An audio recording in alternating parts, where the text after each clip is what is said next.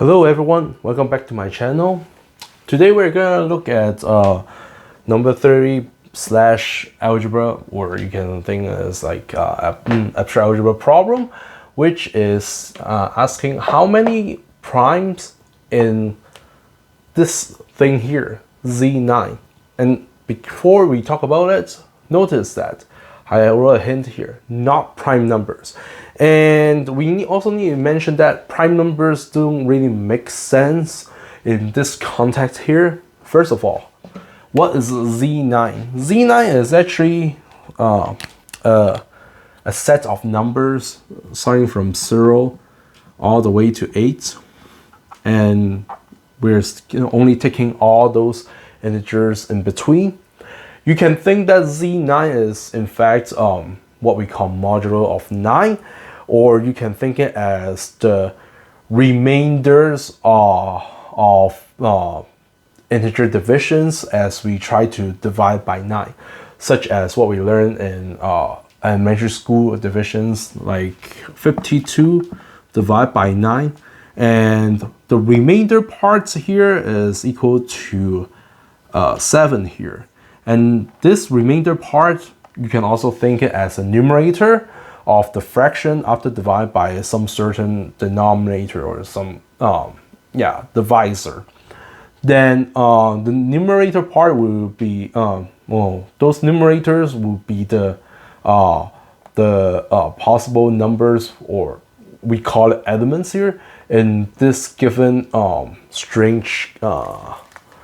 We call it mathematical sets. Okay, but anyway, now as we know what are possible numbers or elements in this set here, and we will say that this is actually a ring, meaning that a set of numbers that can actually work with addition and multiplications. Okay, now we need to talk about what primes are. But before we move on, you can pause the video and try to figure out yourself first. Are you ready for it? Here we go. So before we talk about how many such elements inside of this, we call it a ring here in math or in abstract algebra, we need to talk about what prime really means in algebra. So it is actually kind of similar to what prime numbers are, but we have a strict definition of what primes be. So prime elements are of course the numbers or elements inside of the ring, such that number 1, it is not a unit. And what is a unit? It is kind of tricky too. So how do you define a unit? A unit is an element or a number that can multiply with another number. It could be a same number or some numbers. Of course, in the ring, so that the product is equal to 1. Okay, so it cannot be a unit, meaning that we cannot find any other numbers in the given in the given set or given ring, so that's this number, this prime this given number times the other number is equal to 1. Okay, so I can give you an example of what a unit is in here. Of course, 1 times 1 is a unit because 1 times 1 is equal to 1. Okay, then we also say that 2 is a unit because 2 times 5 is equal to 10. But what is 10? What is the remainder of 10 after divided by 9? It is actually equal to 1. So we will say that these numbers, 1 here, 2, and of course 5, are units of units in this particular ring Z9 here. Then we know that a prime element cannot be a unit by definition. Then second of all, we have to say that prime elements will be an element such that if let's give a name of this. Let's call it P, just like how we do it in general. When we say prime numbers, we use the letter P, okay? Then we will say that if there is a number, let's say is a product of two numbers, let's say A and B, or A times B is a multiple of P here, where of course A and B are both elements or numbers inside of the given ring here. If this product A times B is actually a multiple of P, or is divisible by P, then we will actually claim that, or end up result is either A is a multiple of P or B is a multiple of P. Okay, meaning that either A is divisible by the prime this particular P prime element, or B is divisible by P, or it could be both at the same time. But we cannot have A is not a multiple of P and B is not a multiple of B either.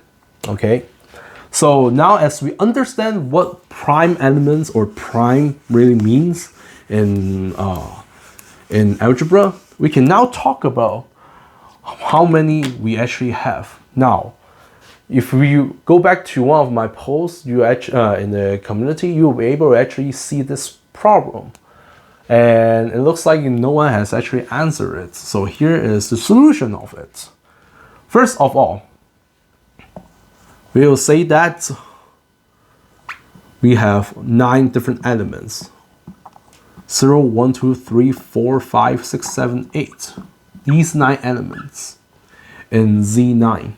Then how many units do we have? Well, clearly 1 is a unit because 1 times itself is 1. And since we want to find out primes cannot be units. And then we just saw it in the example that 2 and 5 are units. Now 8 times 8 times itself is 64, which is actually congruent to 1 mod 9. In other words, if we take 64 divided by 9, we actually end up with the remainder equal to 1. Therefore, 8 times itself is going to give us 1. It means that 8 is also a unit, because we can find some numbers in this list and then multiply with 8 to get 1 back. Then we can also check that 4 times 7, which is equal to 28 in the regular multiplication, but then that is congruent to 1 mod 9. And again, that is saying that if we divide 28 by 9, we actually get the remainder equal to 1. And therefore, we actually see that these two, 4 and 7, they are both the prime elements in this ring. So how many do we have remaining to check? We only have 3 things that need to check: 0, 3, and 6.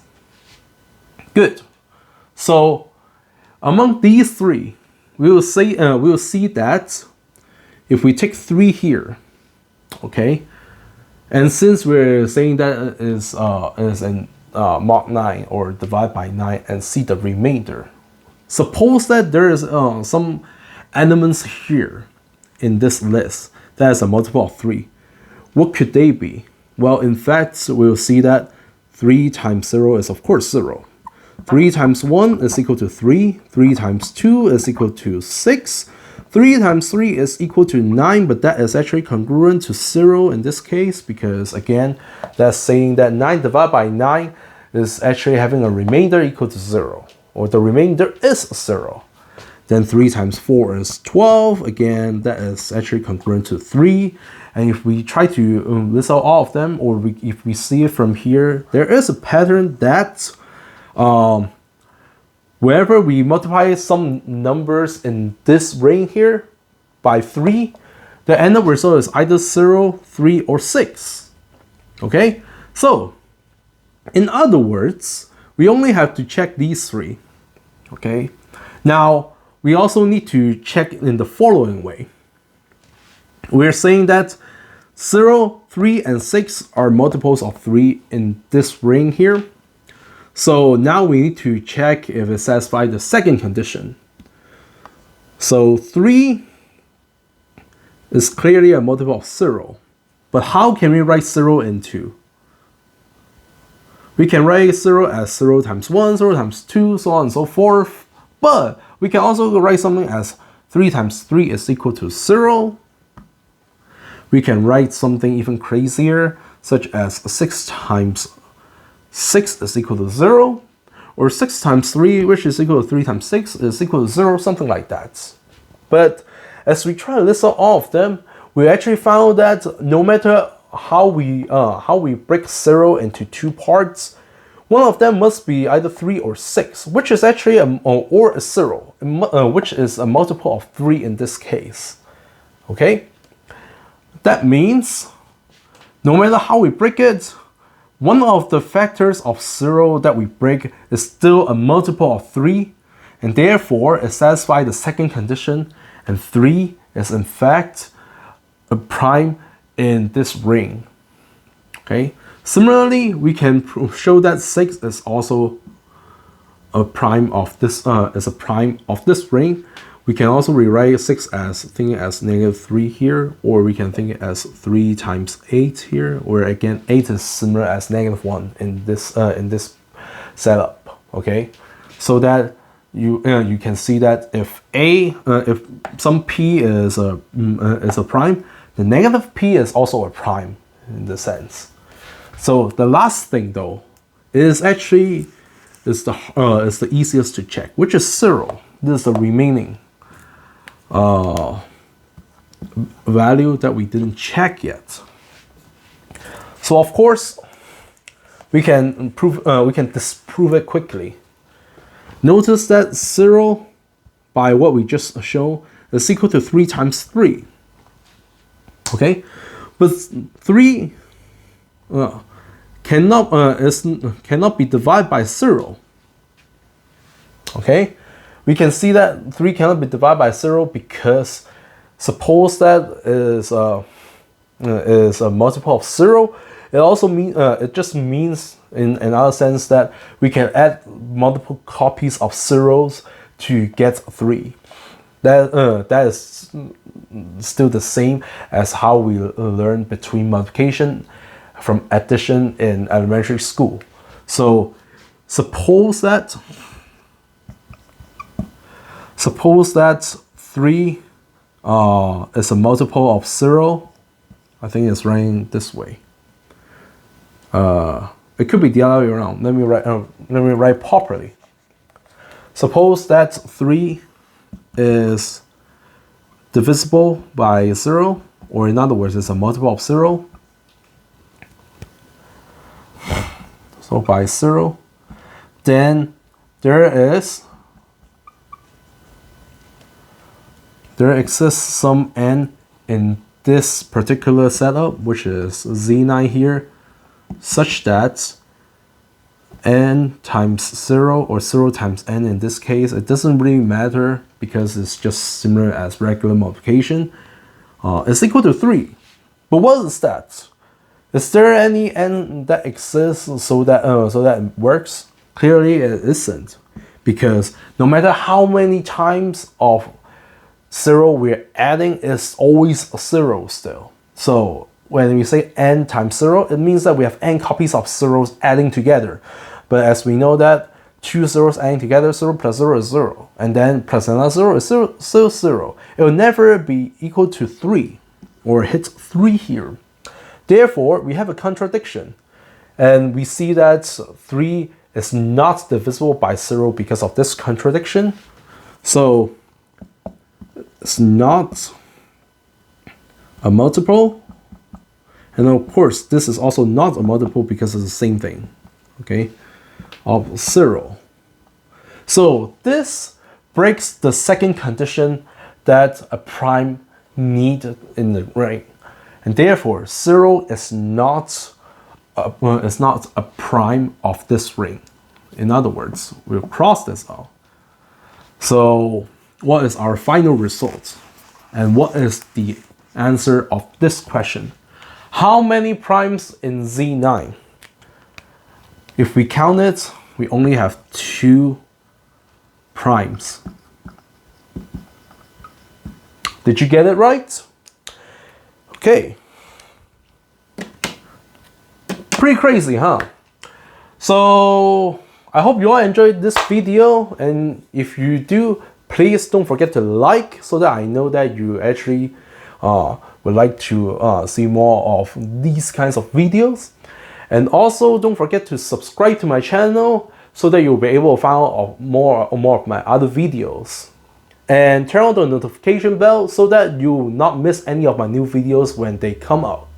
I'll see you guys next time.